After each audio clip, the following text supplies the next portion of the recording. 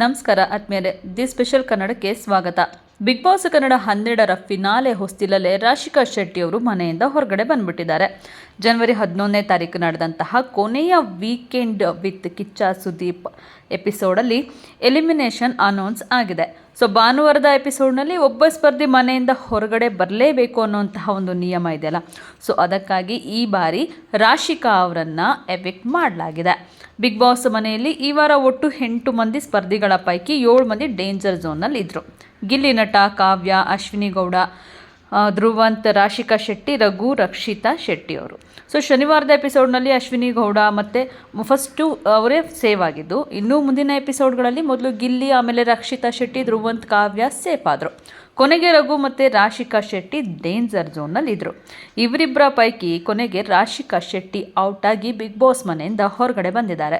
So ಫಿನಾಲೆಗೆ ಕೇವಲ 1 ಹೆಜ್ಜೆ ದೂರದಲ್ಲಿದ್ದಂತಹ Rashika Shetty ಸ್ವಲ್ಪದರಲ್ಲೇ finalist ಆಗುವಂತಹ ಅವಕಾಶದಿಂದ ವಂಚಿತರಾಗಿದ್ದಾರೆ. ರಾಶಿಕಾ ಶೆಟ್ಟಿ ಅವರ ಬಿಗ್ ಬಾಸ್ ಜರ್ನಿ ಅಷ್ಟು ಸುಲಭವಾಗೇನಿರಲಿಲ್ಲ.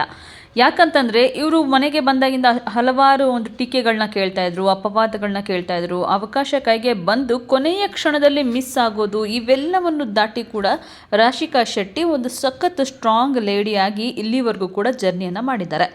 ಇನ್ನು ಇವರ ಅಭಿಮಾನಿಗಳು ರಾಶಿಕಾ ಶೆಟ್ಟಿಯನ್ನು ಈ ಸೀಸನ್ನ ಮಹಿಳಾ ಟಾಸ್ಕ್ ಮಾಸ್ಟರ್ ಅಂತಲೇ ಬಿರುದು ಕೊಟ್ಟಿದ್ದಾರೆ. ಟಾಸ್ಕ್ ಕ್ವೀನ್ ಅಂತಲೂ ಕರೀತಾರೆ ರಾಶಿಕಾ ಶೆಟ್ಟಿ ಅವ್ರನ್ನ.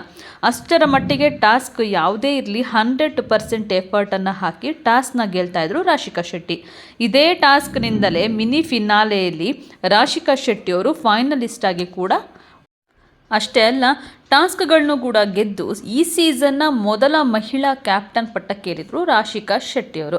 ಆದರೆ ಉಸ್ತುವಾರಿಯಲ್ಲಿ ಎಲ್ಲೋ ಒಂದು ಕಡೆ ಅವರು ಎಡವಿದ್ರಿಂದ ಅವರ ಆಟಕ್ಕೆ ಒಂದು ಕೊಂಚ ಮಿಸ್ಟೇಕ್ ಆಗಿರಬಹುದು ಅನ್ನೋದು ವೀಕ್ಷಕರ ಅಭಿಪ್ರಾಯ ಆಗಿದೆ.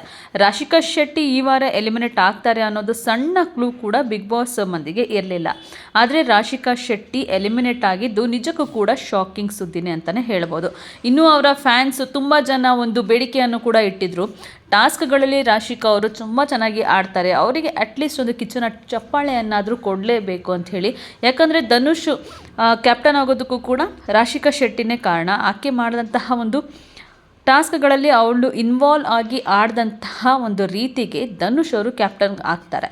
ಸೊ ಅಲ್ಲಿಗೆ ಅವರಿಗೆ ಒಂದು ಉತ್ತಮ ಕೂಡ ಸಿಗೋದಿಲ್ಲ ಮನೆಯಲ್ಲಿ. ಅಷ್ಟೇ ಅಲ್ಲ, ಮನೆ ಮಂದಿ ಅವರು ಎಷ್ಟೇ ಚೆನ್ನಾಗಿ ಟಾಸ್ಕ್ನ ಆಡಿ ವಿನ್ ಆದರೂ ಕೂಡ ಉತ್ತಮ ಅನ್ನೋದನ್ನು ಒಂದು ಬಾರಿ ಕೂಡ ಕೊಡಲಿಲ್ಲ.